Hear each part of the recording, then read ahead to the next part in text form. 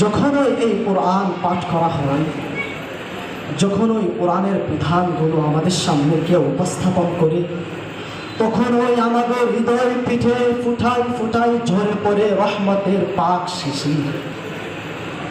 তখন ওই মনে পড়ে যায় সেই মদিনাওয়ালা প্রিয় নবী, আখাই নামদার তাজদারে মদিনা আহমদে মুস্তফা মুহাম্মদে মুস্তফা সরকারে দু আলম হযরত মুহাম্মদ মুস্তফা সাল্লাল্লাহু আলাইহি ওয়াসাল্লামের কথা।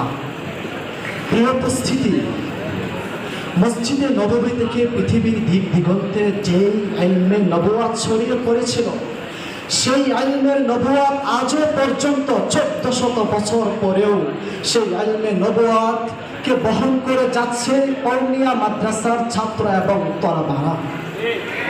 আজও পর্যন্ত হাজারো লক্ষ কোটি কবি সাহিত্যিকরা এক কথাই বলে, আমরা 1400 বছরের এক কাফেলা, আমরা 1400 বছরের এক কাফেলা, ইলমের ইমানের আমরা এক কাফেলা।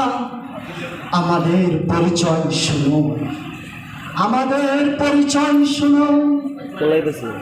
আমরা আলোর ইশারা, আমরা নূরের ফোয়ারা, আমরা অন্ধকারে মহাকালের অন্ধকারের রোশন সিতারা।